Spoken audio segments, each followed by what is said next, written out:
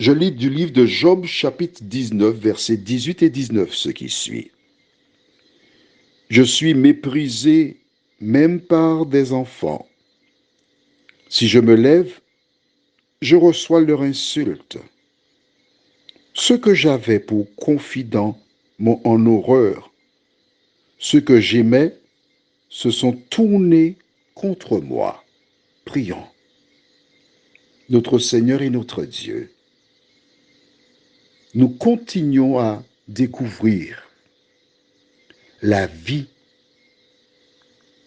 de celles et ceux qui t'aiment. Que ton esprit continue de nous diriger, nous t'en prions, au nom de Jésus pour ta gloire éternelle. Amen. Nous avons vu hier comment les frères se sont éloignés de Job, ses frères et ses sœurs.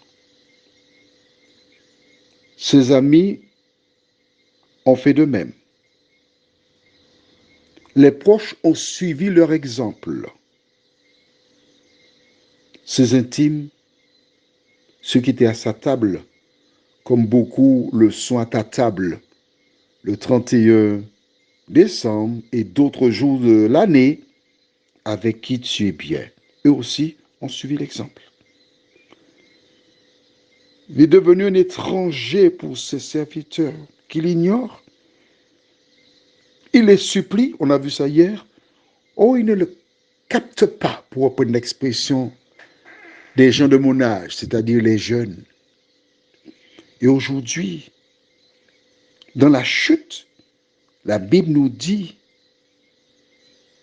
au verset 18, qu'il est méprisé par des enfants. Ceux qui, par le passé, disaient bonjour, monsieur Job, bonne journée, monsieur Job. Au lieu du respect, ils le méprisaient. D'autres, du regard, le méprisaient. J'aime beaucoup l'expression. Ils le toisaient, le dévisageaient. Leurs yeux n'avaient rien à envier aux âmes. Pourquoi? Parce qu'il avait été fidèle à l'Éternel. Au verset 19, ceux que j'avais pour confidents m'ont en horreur, ceux que j'aimais se sont tournés contre moi. Mais vraiment, il était lâché. Et la fin du verset 18 dit, si je me lève, je reçois leur insulte des petits-enfants. J'ai été enfant. Et je peux vous dire que les enfants peuvent vous sortir des propos pour vous descendre. Et samedi dernier, j'ai rencontré un ami de classe de CM2, Rodolphe, qui se trouve actuellement dans des pays d'Afrique. Et en échangeant avec lui, il m'a dit, tu sais, je ne savais pas injurier, mais c'est toi qui m'as appris à injurier. Et je lui ai répondu, j'espère que tu as été un bon élève. Oui. Et quand je lis ici que les enfants insultaient Job, je n'ai aucune difficulté à comprendre qu'il devait débiter un certain nombre de propos accompagnés des légumes du pays. Pourquoi? C'est la question que tu te poses. Pourquoi j'ai des problèmes? Pourquoi les gens se tournent contre moi comme ça? Pourquoi? Eh bien, aujourd'hui, tu sais pourquoi. Aujourd'hui, tu sais pourquoi. Parce que l'ennemi utilise des gens pour te détourner de l'Éternel. Il y a une chanson d'un homme que j'aime beaucoup, Monsieur Marseille. Une chanson qui dit « Préférez ou ni à fait épi ennemi ou pas épi en traite. Il vaut mieux avoir affaire à tes ennemis et non pas à un traître. » Le traître, il est avec toi dans la communion. Le traître est avec toi assis à l'église. Il passe son bras autour de ton cou, t'embrasse avec un sourire aussi large que l'étendue de la mer. Et c'est cette même personne qui, une fois, se trouve en dehors de ta personne, qui érige une usine à sucre sur ton dos.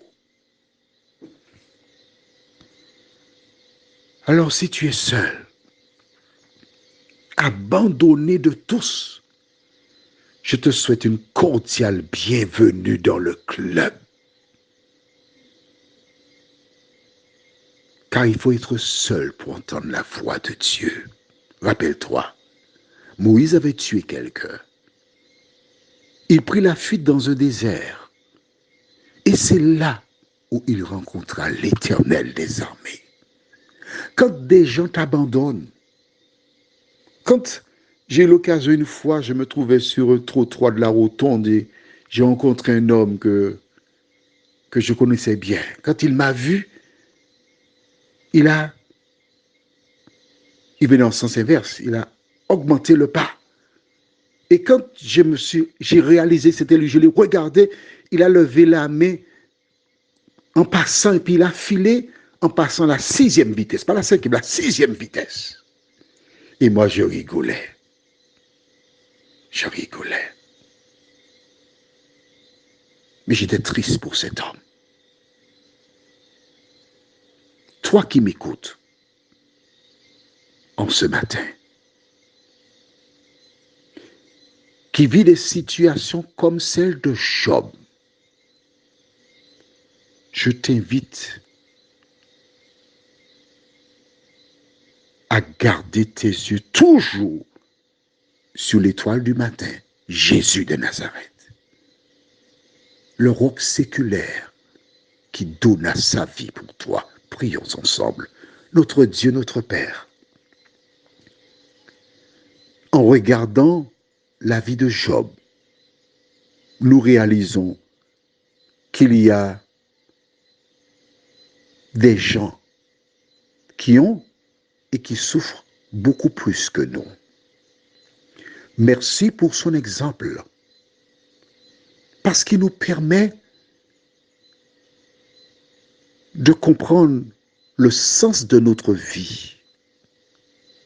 Merci de nous aider, Seigneur, à ne pas quémander la présence d'individus, car si nous avons bien besoin d'une présence, c'est de la tienne. Fais-nous du bien, nous t'en prions, en ce matin, au nom de Jésus et pour ta gloire éternelle. Amen. Je te souhaite une bonne journée et n'oublie pas, garde tes yeux uniquement sur Jésus.